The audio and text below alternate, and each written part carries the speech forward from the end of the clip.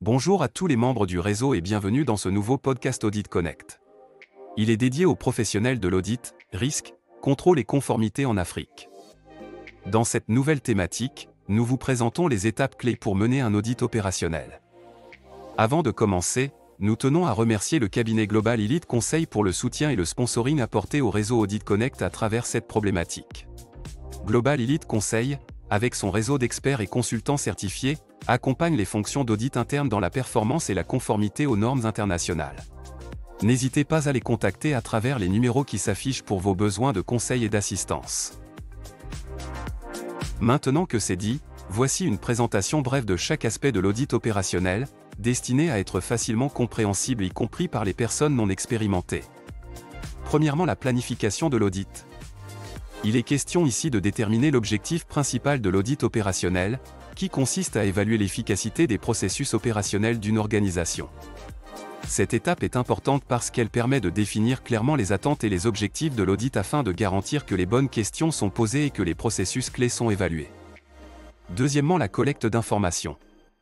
Il s'agit de rassembler les documents et les données pertinents sur les processus opérationnels à auditer, tels que les procédures, les rapports et les données historiques. Ensuite, rencontrer les responsables opérationnels et les employés pour comprendre comment les processus sont mis en œuvre et quelles sont les difficultés rencontrées. La collecte d'informations permet d'obtenir une vue d'ensemble des processus opérationnels et d'identifier les domaines à problème ou les bonnes pratiques. Troisièmement, nous avons l'évaluation des risques. Il s'agit d'identifier les risques potentiels auxquels les processus opérationnels sont exposés, tels que les erreurs, les retards ou les problèmes de conformité. Ensuite, évaluer l'importance et la probabilité que ces risques se produisent, afin de se concentrer sur les risques les plus critiques. Cette étape permet de prioriser les domaines à auditer et d'identifier les points faibles qui nécessitent une attention particulière. Quatrièmement, l'élaboration du programme de travail. Il s'agit de concevoir un programme de travail détaillé qui décrit les étapes spécifiques à suivre lors de l'audit. Ensuite, déterminer les tests et les vérifications à effectuer pour évaluer les processus opérationnels, tels que l'examen des documents, les observations physiques ou les entretiens supplémentaires. Le programme de travail guide les auditeurs dans l'exécution de l'audit, en s'assurant qu'il couvre tous les aspects pertinents des processus opérationnels. Cinquièmement, nous avons l'exécution des tests et des vérifications. Ici, par exemple, lors de l'audit des processus d'approvisionnement, les auditeurs peuvent effectuer des vérifications pour s'assurer que les commandes sont correctement documentées et que les procédures d'approbation sont respectées. Cette étape est importante parce qu'elle permet de recueillir des preuves concrètes sur la manière dont les processus opérationnels sont réellement mis en œuvre et de déterminer s'ils sont conformes aux politiques et aux procédures établies. Sixièmement, l'analyse des résultats. Il s'agit ici d'analyser les constatations et les preuves recueillies pour identifier les écarts entre les pratiques réelles et les procédures établies.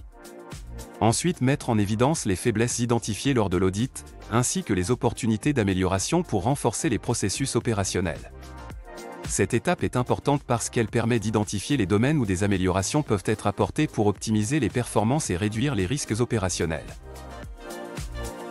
Septièmement, le rapport d'audit. Préparer un rapport d'audit détaillé qui présente les constatations, les recommandations et les actions correctives proposées. Ensuite, communiquer les résultats de l'audit aux parties prenantes concernées, y compris la direction, pour les informer des résultats et des mesures à prendre. Le rapport d'audit fournit un résumé clair des constatations et des recommandations, permettant à la direction de prendre des décisions éclairées pour améliorer les opérations. Huitièmement, suivi des recommandations. Assurez-vous que les recommandations et les actions correctives proposées sont mises en œuvre. Évaluez régulièrement l'efficacité des mesures mises en place et vérifiez si elles ont résolu les problèmes identifiés lors de l'audit. Cette étape est importante parce qu'elle garantit que les mesures correctives sont effectivement mises en œuvre et que les processus opérationnels sont améliorés de manière durable. J'espère que cette présentation brève des étapes de l'audit opérationnel sera utile pour votre fonction d'audit interne. Le cabinet Global Elite Conseil vous accompagne dans les domaines de l'audit, l'investigation, l'assistance, le conseil, la formation et certification aux normes ISO. Si vous avez aimé cette vidéo, cliquez sur le bouton j'aime et abonnez-vous à la chaîne pour ne rien rater de nos prochaines vidéos. N'oubliez pas également de rejoindre le réseau Audit Connect sur WhatsApp et Telegram si vous êtes un professionnel de l'audit, risque, contrôle et conformité en Afrique.